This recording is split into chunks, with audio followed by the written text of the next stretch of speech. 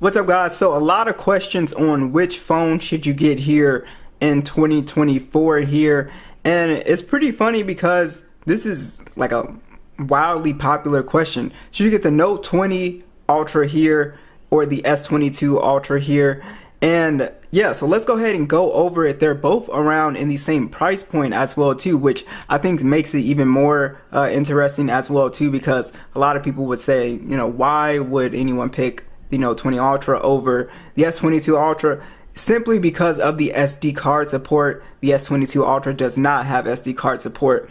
And also there's a few things that the S22 Ultra does that, you know, it just does it much better than the Note. So I'm going to go ahead and compare these so you guys can see, is it that much better? Is the SD card really worth, you know, the, I guess, negatives of the Note 20 Ultra? So let's go ahead and jump into it. So first off, let's talk about this design here. You have two really nice designs. I'm a big fan of both designs. I actually really like the glossy look on the Note. I think it's aged really well. I think when this first came out, a lot of people were calling it ugly, but here in 2024, it still looks pretty good. Yeah, you could say, I guess the little camera module thing is, I guess, a little bit outdated, I guess, but I think it looks cool. I think it still looks really nice. It has a very like kind of classy look to it. The S22 Ultra has that matte finish, which you can see does not pick up fingerprints. You will get like smudges and stuff all over the Note.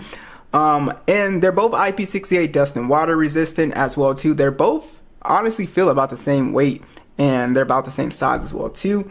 And then you have your built-in S Pen on both of these phones as well. And I think the placement might be a little bit, no, this is the same. No, yeah, it's the same. So you got your S Pen in the same placement. The only big hardware difference with these two phones is that, again, you have SD card support, so you have expandable storage.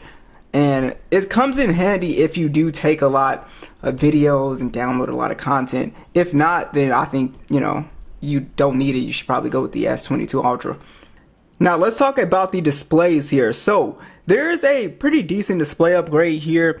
There is a 6.8-inch display on the S22 here, and then it also has the dynamic AMOLED, 120Hz HDR10+. It does have a higher max brightness as well too, and then you also have a 1440p display, 500 for the PPI.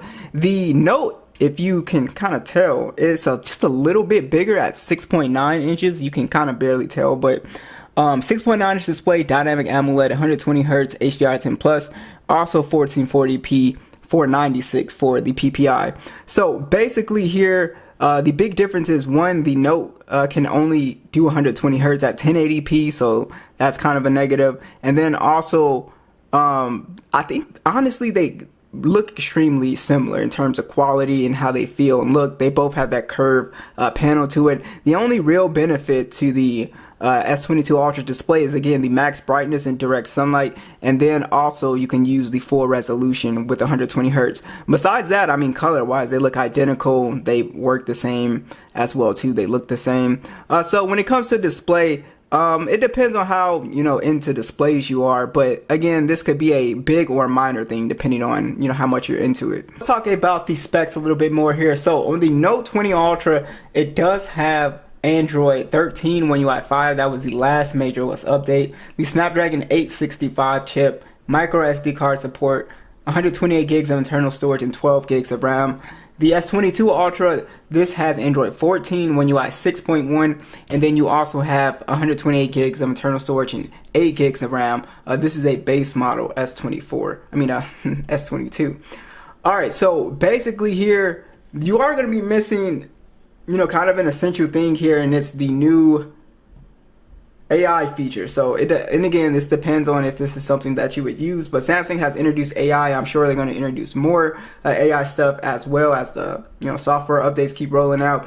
But there's a ton of stuff like the photo editor. There's a lot of translation and transcribing, live interpretations, the keyboard, real-time translation during voice calls. There's a ton of stuff that you're missing out with the, you know, not having the One UI 6.1 update. So that is an advantage software wise, but everything else is essentially the same here software wise. And also speed wise, they're essentially the same. So you have the Snapdragon 8 Gen 1 versus the 865 chip, but it's really not different at all. General speed feels identical for the most part. and it's just something that you're not going to notice. So if you're thinking that you're going to see a big like speed improvement here, you're not really going to see a speed improvement. So you can pull up like, you know, benchmark scores, but I'm telling you, gaming performance, like playing PUBG or anything really, it just feels just super similar on both of these devices. You can see the note that you got in there first. But when it comes down to speed and gaming and stuff like that, you are pretty much getting the same phone. So there's no real upgrade in that department here. Even when it comes to little stuff like animations and stuff, you really can't really tell the difference here for the most part. Again, when it comes to gaming performance, roughly the same. I think the Snapdragon 865 doesn't heat up as much as the 8 Gen 1 for me. But again, no crashing or anything like that for me personally. And you can see we pretty much have the same settings on here as well too. So you can play at 90 frames, no problem on both of these phones. So I would say, you know, for the overall gaming experience, it's going to be pretty much the same here. They both are really fast and you can pretty much play anything that you throw at these phones. So, alright guys, we got the speakers at max volume.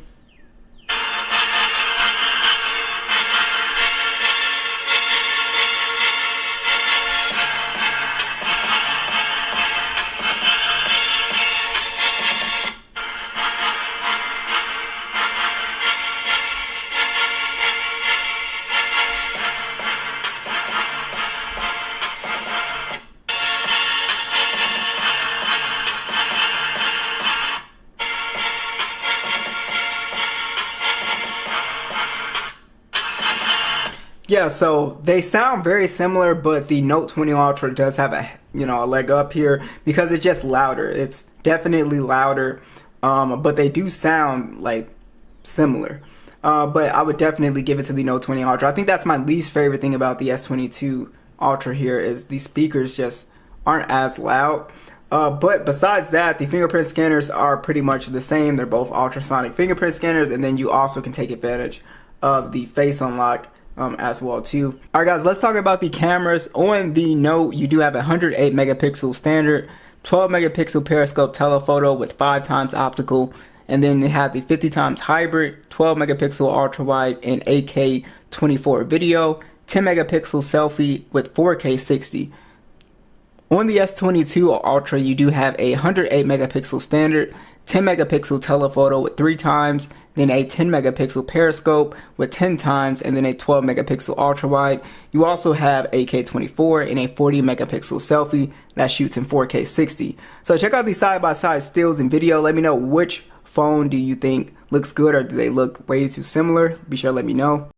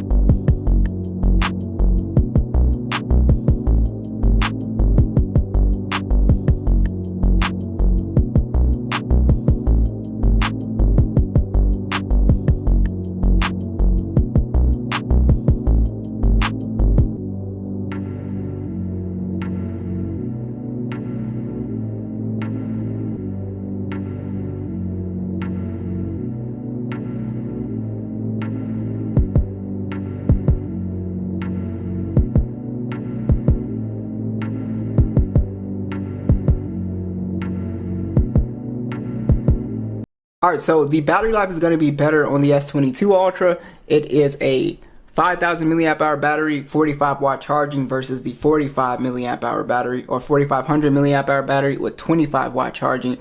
They both have wireless charging as well too. That pretty much wraps this comparison up, guys. Which phone would you pick in 2024?